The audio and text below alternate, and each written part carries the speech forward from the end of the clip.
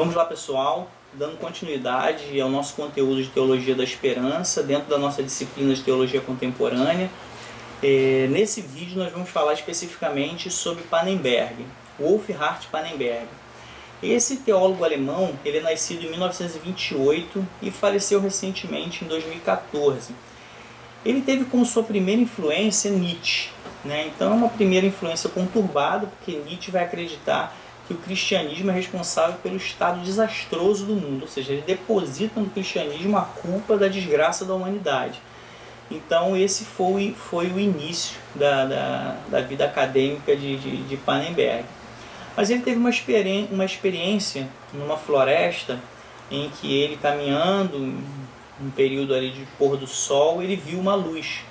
E essa luz teria atraído ele, se sentiu atraído por aquela luz, e ele vai chamar essa luz, né, de o chamado que ele teve. E mais tarde ele vai entender e acreditar que essa luz se tratava de Jesus Cristo chamando ele.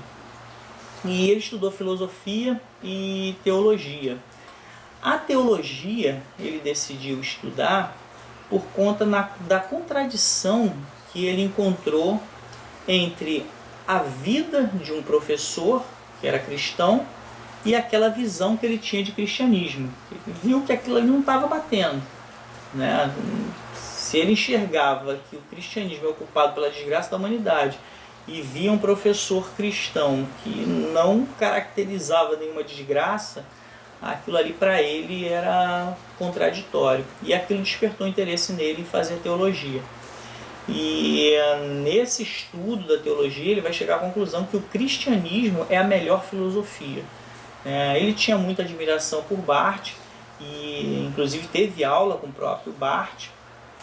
E um fato interessante é que ele não aceita o rótulo de teólogo da esperança.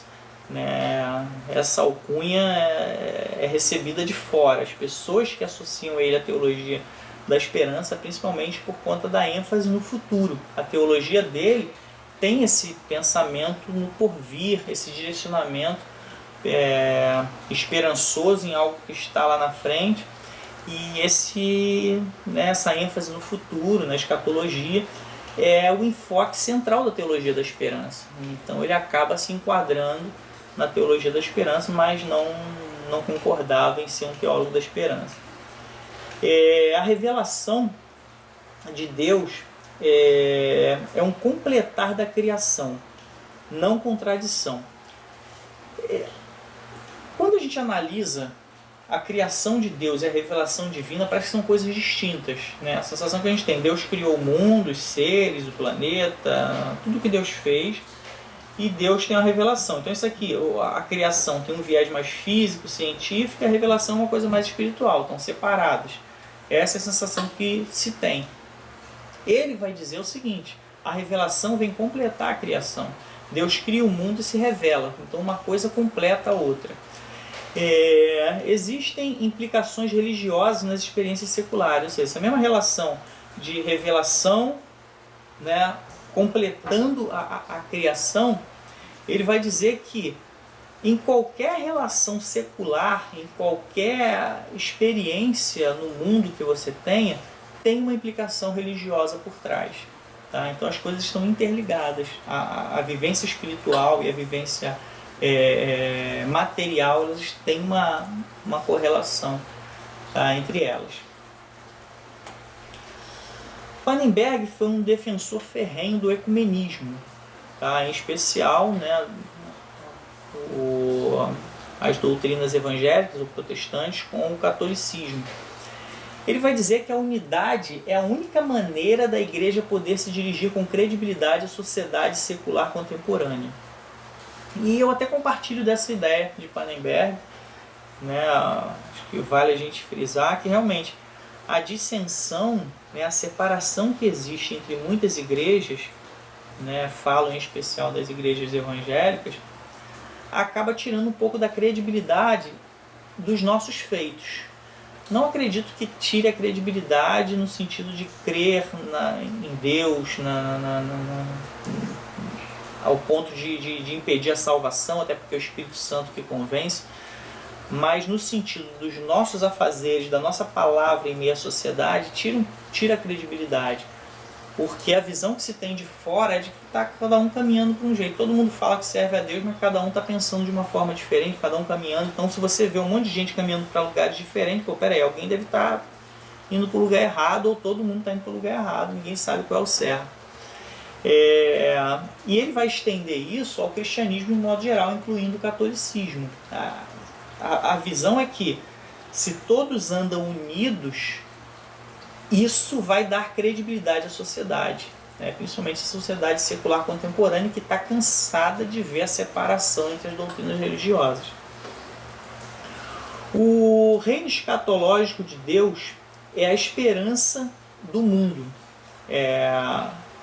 O reino escatológico de Deus é a esperança do mundo. A igreja, para ele, é o sinal, né, desse reino escatológico, né? Existe uma esperança no mundo. Qual é a esperança? É que vai vir um reino lá na frente. A igreja, ela é o sinal disso, principalmente, na visão dele, através da Eucaristia. A Eucaristia, né, é aquele sacramento, né, em que você tem o vinho, o pão, e aquilo ali, né, simboliza ou transubstancia o corpo e o sangue de Cristo. Então, a pessoa pratica a Eucaristia até que venha esse reino vindouro, né? Até que esse reino escatológico de Deus, que é a esperança do mundo, venha. Então a igreja é o sinal através disso. A igreja vai fazendo aquilo ali, vai fazendo aquilo ali é um sinal de que está vindo alguma coisa lá pela frente. E ele vai dizer que a teologia é também prestadora desse serviço, né? de levar esperança ao mundo através do reino escatológico de Deus que vem à frente. Ele mesmo, com seu conteúdo, vai orientar o mundo nesse sentido, tá? E ele procura mudar o rumo da teologia contemporânea. Tá? Uma das intenções de Pannenberg é mudar o rumo da teologia contemporânea. Então ele tenta combater a privatização da crença religiosa e da teologia.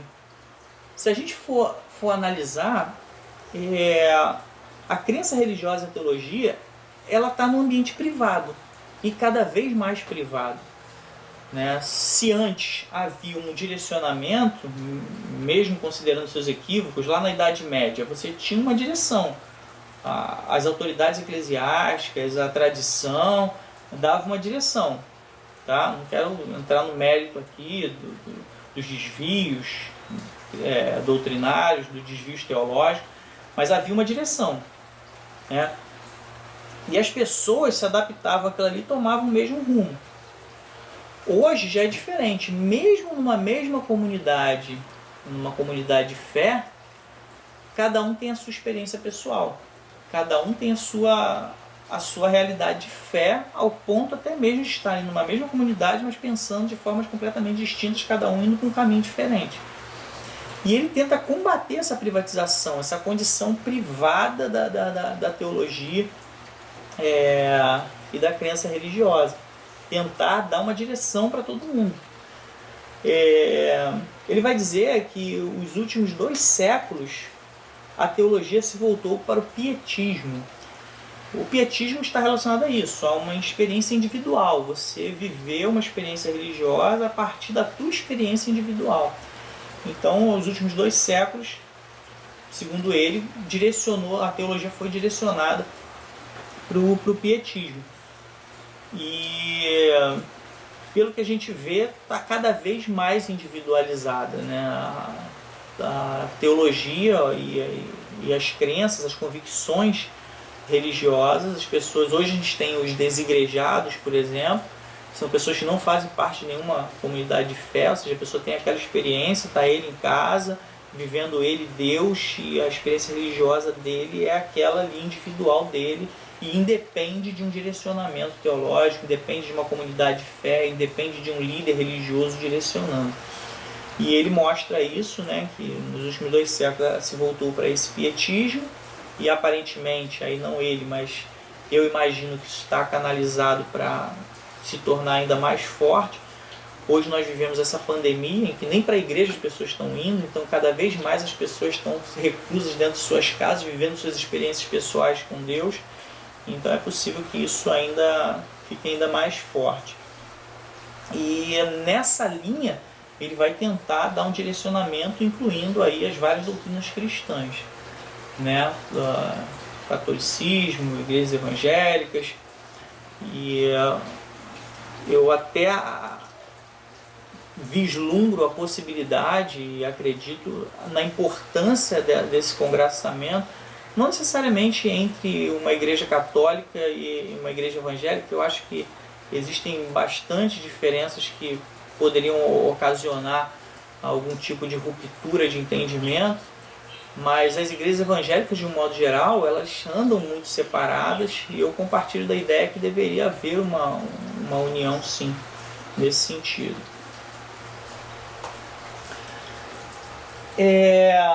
A leitura que ele faz da teologia contemporânea é o seguinte: no pós-iluminismo, né, depois do iluminismo, em especial aí da guerra em diante, houve dois tipos de pietismo. Lembrando, expliquei o pietismo aqui, é aquela crença, aquela vivência religiosa individual, tá? Você tem uma experiência com Deus lá, pessoal sua. Ele vai dizer que depois do iluminismo abriu-se dois tipos de pietismo: o pietismo radical e o pietismo conservador. O pietismo radical é aquele que despreza o conteúdo histórico da tradição cristã, despreza completamente, ou seja, é só a experiência individual. O que é a vivência religiosa do cara? É ele e Deus.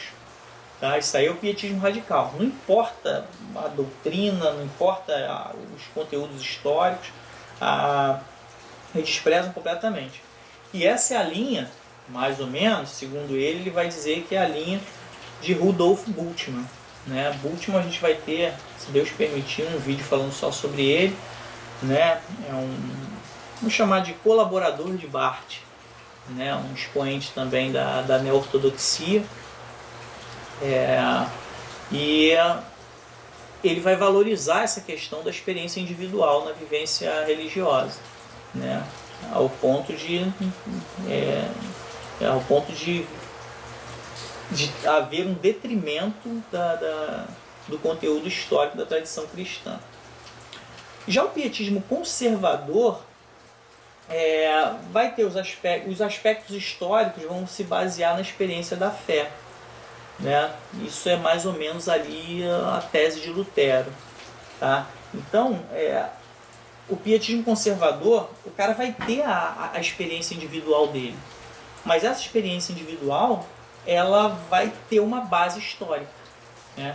Então a conversão pessoal, ou seja, a conversão é uma situação pessoal, a conversão é algo individual, a pessoa tem a conversão dela, mas isso vai acontecer na certeza de acontecimentos históricos. Então Pannenberg, em contraposição ao pietismo radical, ele vai dizer: olha só, a pessoa tem uma vivência individual, tem uma experiência individual. Só que essa experiência individual, ela está relacionada a um fato histórico. No caso, Jesus Cristo realizou milagres, morreu, ressurgiu. Então aconteceu um fato histórico. A partir desse fato histórico é que eu tenho a minha vivência individual. A minha vivência individual, segundo Pannenberg, não pode ser assim: só eu e Deus, não importa o que aconteceu antes. Aí ele cita, né, que a fé não pode ser derivada de si mesmo, mas somente além de si mesmo em Cristo. Ou seja, eu não posso gerar fé a partir de mim mesmo, eu comigo mesmo, né? Ela é trazida a mim a partir de algo fora de mim. E no caso, né, dentro da linha dele, é Cristo que vai trazer essa fé, vai trazer essa experiência individual. Para a gente finalizar aqui, eu deixo uma frase de Pannenberg: é preciso tornar plausível que toda realidade finita depende dele, né, de Deus. É preciso tornar plausível que toda realidade finita depende dele. Não apenas os seres humanos e, é claro, sua história, mas também o mundo da natureza. Então é preciso tornar plausível que toda a realidade depende de Deus. Tudo depende de Deus. Né? As pessoas, a história, o mundo, enfim, essa é a visão de Pannenberg. Então, a gente conclui aí esse conteúdo de Teologia da Esperança. Espero ter esclarecido, trazido um pouquinho aí sobre Wolfhard Pannenberg. Quem não assistiu os outros vídeos, né, sobre o início ali explicando a Teologia da Esperança de modo geral, assista. Também sobre Moltmann. E aqui a gente fecha. Espero que a gente possa aprender um pouco mais nas próximas aulas. Que Deus possa nos abençoar abundantemente. Eu espero vocês nos próximos vídeos. Um abraço.